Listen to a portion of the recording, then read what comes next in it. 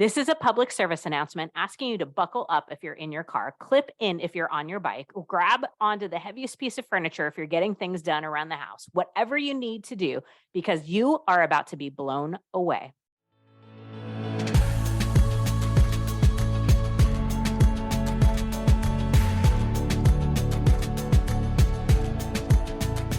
Hi, friends. Nicole Khalil here. And on today's episode of This Is Woman's Work, we're going to do something a little different. We're going to play some affirmation roulette because let's be real, what we say to ourselves about ourselves matters. We all spend the bulk of our time, the majority of our lives, inside our own mind. We really ought to make it a nice place to be. And yet, for many of us, our minds are mostly filled with what I call head trash, which are negative thoughts, but I wanted to make sure it sounded as disgusting and nasty as it actually is. So I call it head trash. There's also overthinking, worrying about things that never actually happen, a never-ending to-do list, replaying conversations, real or imagined. All of those things are going on in our own minds. What we've unconsciously created over time is an internal narrative that doesn't serve us, doesn't support us. It isn't productive or empowering. And friends, it's time to change the narrative. There are several ways you can do this, but one that tops the list is affirmations. An affirmation is anything you say that provides emotional support and encouragement. It affirms something. And if you're going to affirm anything, it might as well be you. And because practice makes progress and is really the only way to get good at anything, we're going to practice our affirmations with none other than Kirsten Ferguson by playing some affirmation roulette. I'm going to throw out an affirmation I love and heard from her, and I'm going to ask Kirsten to share what it means and how she uses it in her life, just like she does in her classes. Okay, so let me introduce our special guest. After 7 years of working with the NFL, Kirsten made the decision to shift her focus to family. Her journey to motherhood was not easy, and fitness helped Kirsten strengthen her body and soul during difficult times. She is now the proud mother of 2 beautiful daughters and uses her life experiences to fuel her deeply inspiring workouts. Seriously, friends, I've cried while running several times. She shares affirmations while you move, and not just the obvious or kind of cheesy ones, but the ones that speak directly to your soul and feel like they were meant just for you and come at exactly the right time. I don't know how she does it, but at the end of class, you not only get a really good physical workout, but you feel mentally and emotionally strong too. You can find her on the Peloton tread, and you can count on epic hip hop and R&B playlists, a truly great workout, and affirmations that remind you who you are and what actually matters. It's basically the workout equivalent of going to church. She welcomes runners of all levels, which I know to be true because prior to finding her, I only ran if something was chasing me. And now I'm walking, running, and hiking with her 3 to 4 days a week. Kirsten, thank you for being here. I'm going to try not to embarrass myself by fangirling all over you. So I'm just going to dive right into our first affirmation and ask you to share a little bit about what it means to you. The grass is greener where I am. I'm not worried about your yard because I'm focused on watering my own. Take it away. Ooh, I love that affirmation. And why it speaks so much to me is I find that no matter where I am, whether it is being a mom or working at Peloton or even at my time in corporate America, you can always get caught in comparison. You're always looking at somebody that is in your mind doing it better, or somebody that has it all figured out. Side note, they don't have it figured out. We're all just trying to figure it out ourselves. But I always say in class, like, comparison is the thief of joy. And there's a reason why you are doing what you're doing. They were called to do that. Clap for them. That's amazing. But you were called to do where you are, where your feet are, and really focusing on that. It's not easy. It is really challenging to put the blinders on. And it's also, I find, challenging to know the difference between comparison and motivation. It is a really thin line, because you can watch somebody doing something and that could really inspire you to want to do more and be more. But then you can also get caught in comparison where you're like, wow, look at that person. And then you see lack in yourself.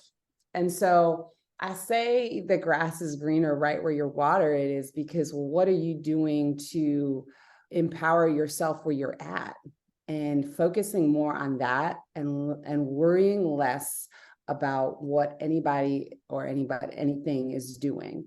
I think that is so crucial and important to anybody's growth. And so that is why, that one really speaks to me and still speaks to me to this day. Like, even when you're saying these affirmations out loud, it speaks to me today, right where I'm at, like as a reminder, Mhm. That's what I love about affirmations too. It's not just for that one moment. It's going back to them again and then being like, oh, wow. Yes. Reminder. Thank you. Water where I'm at. Focus less on that person. So often I'll hear something and think, oh, yes, I get to learn this lesson again. Mhm. Still, right? It's not Absolutely. one and done. Yeah. It's not one and done. And like I said, it'll hit you in different moments. As a mom to two young girls, and I see moms crushing it at school and volunteering and all the things. And I'm just like, man, I am really failing at this thing. Or, you just start to negative talk, like you spoke about, what a head trash, I think is what you called it. I call mine the gremlin. But you start to get in that comparison mode, and that's not going to serve you or the people that you're working with, so focusing on where you're at and what you can do in this moment, I think is so crucial. Agreed. And I'm so grateful you said that nobody has it figured out. I say that all the time, but when somebody like you says it, I think it holds a little extra weight. So thank you for reinforcing. And I love the distinction versus having somebody inspire us versus the comparison competitiveness that can come up. Okay. Next affirmation. I am growing through what I am going through. Oof. Yes. Again, another example of an affirmation that I think I spoke about that one almost a year ago, where I was going through a lot of changes in my life. I've been open and honest. I was going through a divorce and figuring out single motherhood and figuring out my new job. And, that can really put you in a place where it can keep you down. And I had to have a realization with myself, like, all of this is happening for a reason and a purpose. And I'm now given this platform that I'm just going to grow from. And it realizing where you've also come from. And then, like, oh, wait, this is all serving me for a purpose. But I'll also say this, that affirmation is on a Post-it note in my bathroom, because my world was rocked 4 months ago when I had to have hip surgery, and taking away something that I love so much, which is movement, and my job.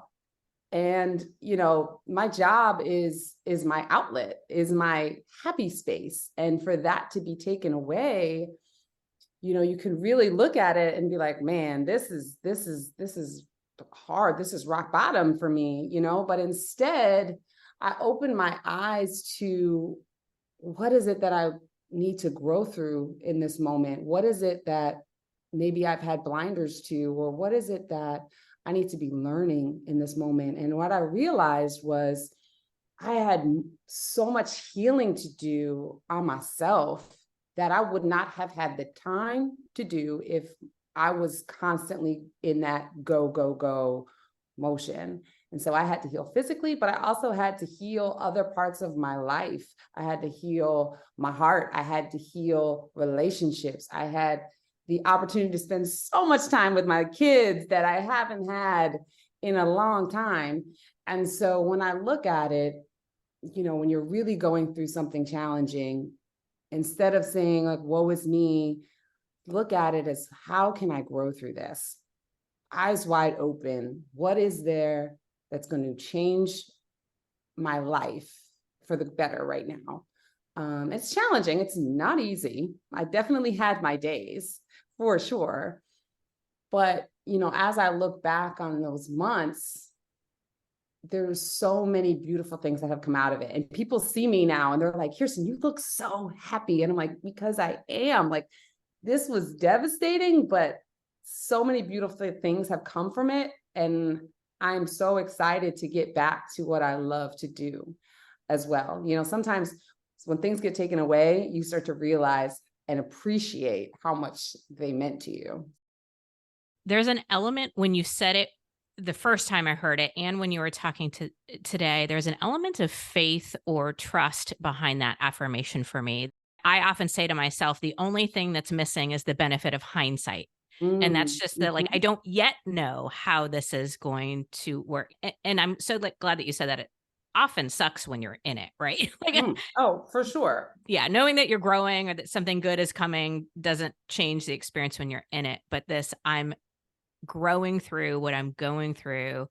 It's like this faith element, trust element of this serves a purpose. It's not an accident and it's not just a bad thing, like the allowing of it to be bigger than just the crappy thing that it is. Yeah. And opening your heart to that.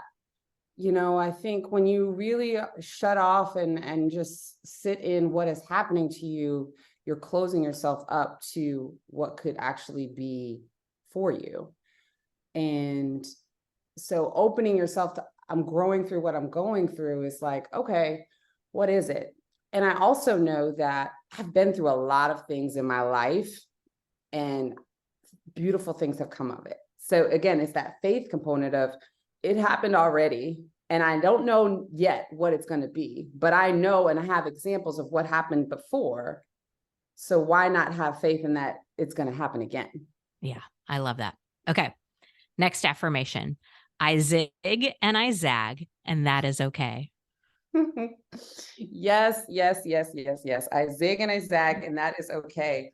I think sometimes we put this pressure on ourselves that life needs to be linear. And the moment you make a decision, that is the decision that you need to stick with forever. And it couldn't be more false. I think things in life happen, you make a decision, and then you can get into that decision and ask yourself the question. I've gotten to this point in my life where I have honest conversations with myself. Is this serving Kirsten? And if the answer is no, then it's no, and I'm going to zag and pivot. I think life is built of pivots. Life does not look linear. Life looks like a roller coaster ride at times. And so being able to have the ability to pivot in certain moments, no matter what anyone else has to think. I think a lot of times we make decisions in life and say yes to things because we're worried about what others are going to say. At my beautiful age of 39, I just turned 39 last week. I don't care anymore. If it's not serving me and my family, then it's a no, and I'm going to pivot. And I think that is something that I had to learn throughout my life, but I realized that it is okay. And I don't have to justify that decision to anyone. Happy birthday. And when you shared this affirmation, it was one where I literally had to stop my treadmill and put my head down and just sob because I was in that, like, you know, so focused on the end result and how I thought it was supposed to look and the straight line mentality that I was missing it all. And somewhere deep down, I knew it. But when I heard you say it, I was like, you know, that moment. So, and that still speaks true to me today. Even with my running journey, you know, I set out to run a half marathon. I said, this is what I'm going to do, which is huge for me because, as you know, I was not always a runner. I hated running. So when Peloton asked me to be a tread coach, I was like, wow, this is going to be interesting. But I set out a big, scary, uncomfortable goal. You know what? I'm going to run a half marathon. And so I started training and I was committed. I was all in. But then all of a sudden my body started feeling like, I don't know, but I have this goal. I'm going to run this half marathon. And it came right to, it was probably like 2 weeks before the marathon, and half marathon. And my hip was like, no, girl, it's not happening. And I remember being devastated that I had to pull out of the race. And my sister, Jess Sims, and I were on the phone, and I'm crying because I'm just so disappointed. But she's like, Kirsten, you could still run that race. There's just a pivot that has to happen. You need to take care of your body. You need to listen to your body. But that doesn't mean that the end goal can't happen. There's a reason why you have to take this pivot. And then eventually I had to have surgery, and now I'm coming back.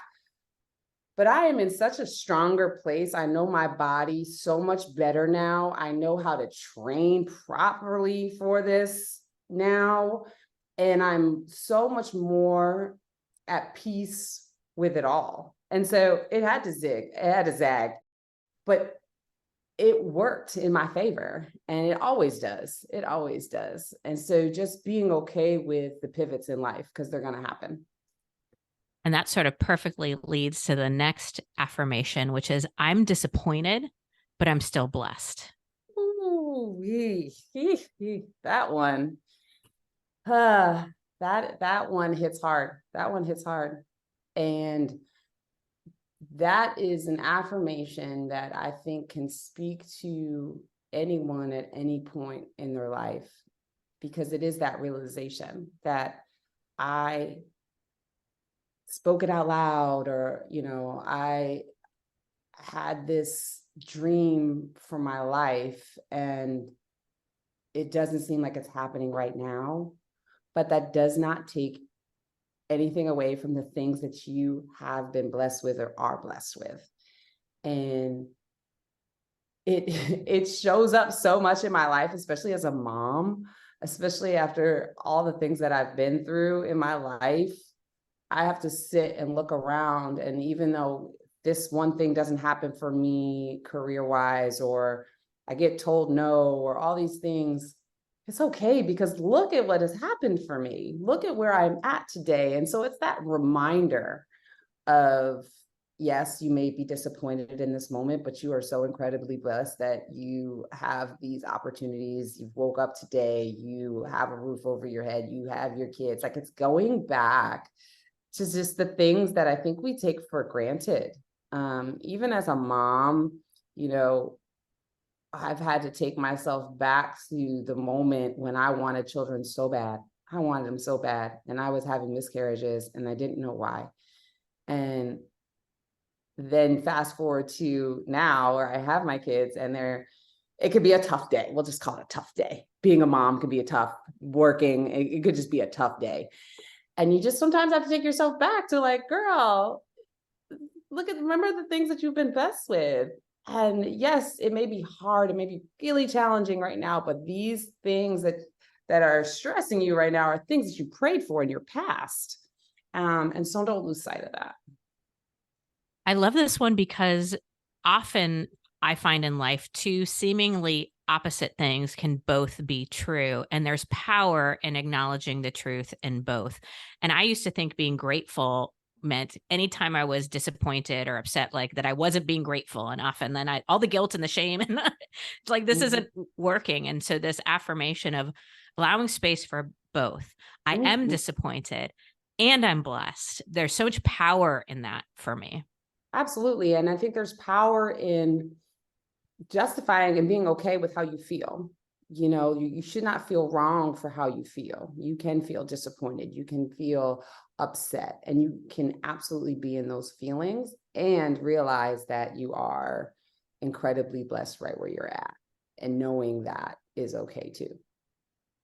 It reminds me of a quote that goes something like, it's okay to have your feelings, but your feelings shouldn't have you.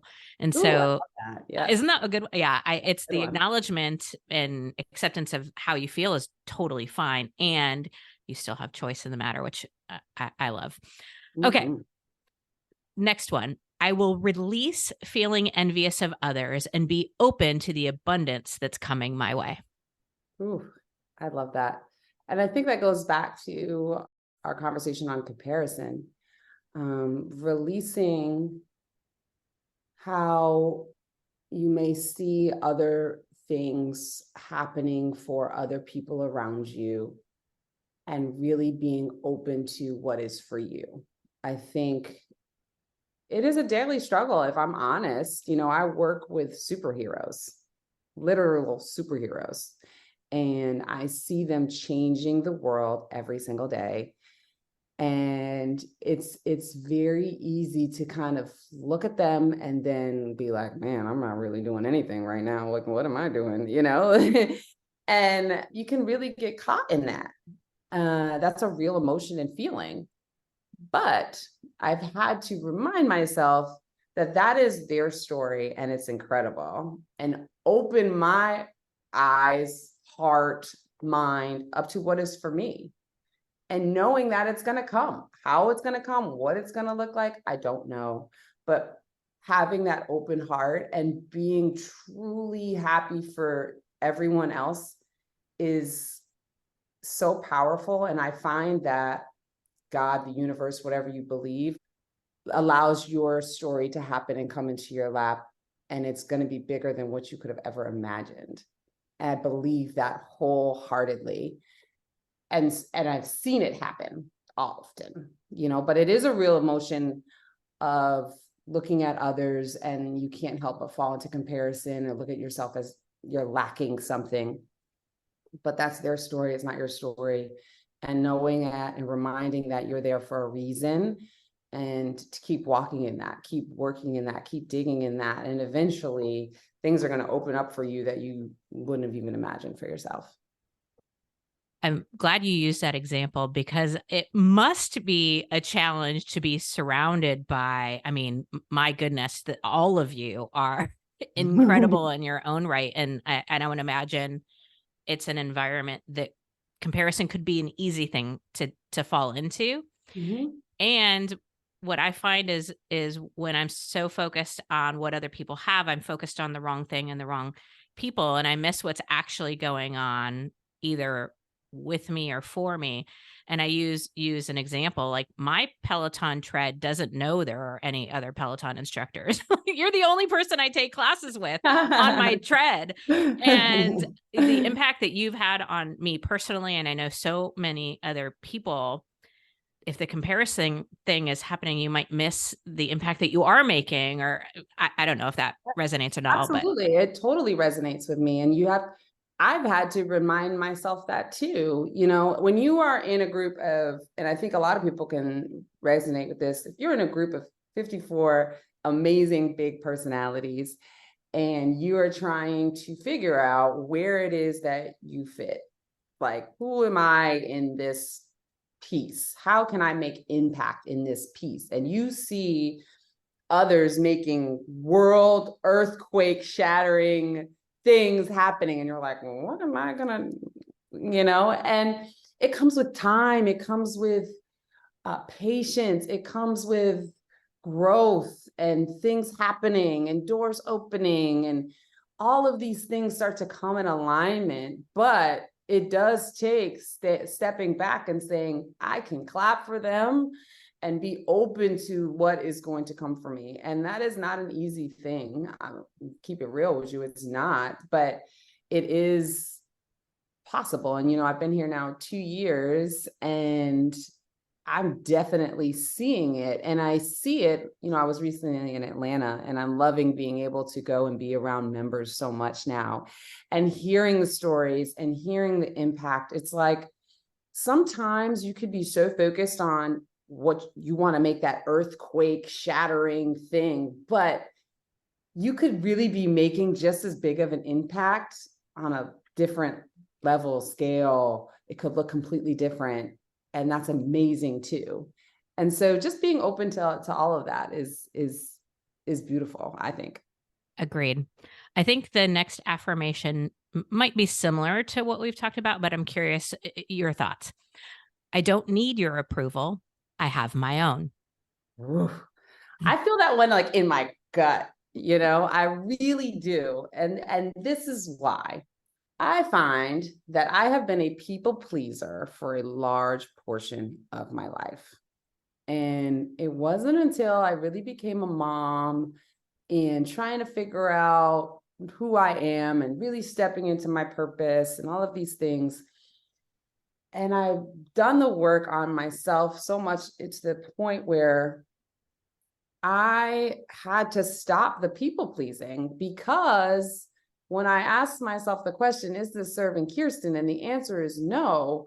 Why am I burdening myself with saying yes to things that don't fuel me or soften my heart? Why am I doing that? And so now I say that, like, I don't need your approval. I have my own, because I'm now stepping into that place of power. And once you do that, there's really no going back, because you know what that feels like. And you know what, because you've had to say no to something, now you can say yes to something that actually fuels you and brings you joy and brings you happiness. You have space for that. If you're saying yes to all of these things because you're worried about what they're going to say if you say no, or worried about, well, I really should be doing this because this will elevate me, but if it's not really something I want to do, are you going to really give that your whole heart? No. So now if it's a no, it's a yes to something beautiful. And I love that for me. And I hope that for you too, because there is something so powerful in it. You could say yes to all of these things. And if it's causing you burden, like feeling like a weight on your shoulder, why? It's a no. And I think all humans have fallen into the trap of looking for external validation. I think maybe women more so than our male counterparts fall into that people pleasing tendencies. And it's the shift of looking for the approval and the validation and the affirmation from something out there to starting with it in here. Yeah, it still feels good when somebody enjoys your work or gives you a compliment or whatever. But when you said it perfectly, once you've found that feeling, there's no going back, because doing it the other way is so painful. So painful and stressful. And then you feel depleted. And something I always say in class, validation is for parking and parking only, So once you kind of let go of that and really start moving with where you feel like your heart is calling you to, that's incredible, Oh my gosh, is that what it says? Yeah, it says the title of my book. Oh my goodness. I knew this was cool. I love that it all the time. Yeah, it's so true. One of my favorites. Oh my gosh, yes. So now I feel a little validated, which is icing on the cake, not the cake itself. I love that. Okay. Last one. Sometimes it takes losing what I'm settling for to get what I truly deserve. Yes. Some of these are deep. Deep. Maybe I went a little too deep on all of them, but they're so good. But it's true. It's true. And it's so funny hearing them again. Like, once I've written them, they were all at parts of my journey of growth. And that one is so true. I think for a long time, people pleasing mentality, or just settling for things and behaviors that were well beneath what I was truly worth. And once you let go of that, I will no longer settle. What does that look like? What does that step actually feel like? And truly step into who you've always wanted to be. But that is not an easy process at all. And looking at that and putting in the work truly on things that have triggered you in your past to make you feel like you have to settle because you are not worthy of certain things, a certain type of love, or, a lot of it stems from my dad not being present in my life and attaching myself to certain relationships that didn't serve me. But once you let that go and you start to realize your worth. Yeah, forget about it. Powerful. Well, and again, I'm glad that you said it wasn't easy. If you think of the affirmation again, sometimes it takes losing what I'm settling for. And all loss, I find, is hard, even if it's not meant for you, even if it's not ultimately serving you. It was part of your life, or you chose it at some point, and that sort of loss and the transition time or the gap between that can be really uncomfortable and really icky.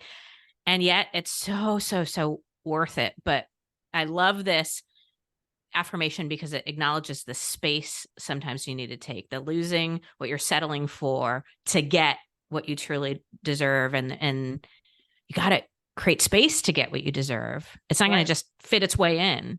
Right. No, and that's so true. You know, when you are so accustomed to settling for something and you're saying, you know what, no longer am I going to settle, the process of losing that is scary because that's been your comfort zone for so long, right? Like that felt, even though it didn't feel great, it was also comfortable. But growth and comfort can't exist in the same space. And, you know, if you really want to grow out of that, you got to step out, and losing things that are comfortable are scary. But once you've made that decision, could be such incredible, beautiful things that grow from that. And I've experienced it personally and so many times in my life. And I say a lot of these things because I've been through it, and I really, really want others to know that they can too. That is one of the things that I so appreciate about you here and in your classes is your transparency and your vulnerability, and you're letting us in, and you're being real and truth telling and not making it out all sound easy and simple. And I, for one, am incredibly grateful for it. So thank you, Kirsten, for being here today and for your incredible work and the impact that you are most certainly making. Thank you so much. This was awesome. All right. If you are listening and you need to get yourself some more of Kirsten Ferguson, go to Instagram. I am Kirsten Ferguson, or absolutely take her tread classes. I'm really hoping you get some bike classes in there sometime, but that's just me. Anyway, join the Ratchet Moms Club. You'll know what that means if you take her classes. We'll put everything in show notes. But again, Kirsten, thank you. Thank you. I'm going to close us out by sharing an affirmation that has served me really well. It goes like this: I know who I am and what I'm not, and I choose to embrace all of it. Because that's what confidence is. That's what it feels like to me. Confidence is firm and bold trust in self, and requires us to know who we are deeply and intimately. It's not just self-awareness, it's self-appreciation. It's an actual affirmation of yourself. Because external validation and being affirmed by others sure does feel good, but it's icing on the confidence cake, not the cake itself. You want real, deep, lasting confidence? Affirm yourself. Validation, it's for parking. Confidence lies within, and what you say to yourself does matter. It's time we all start playing affirmation roulette, because that's what it means to be doing woman's work.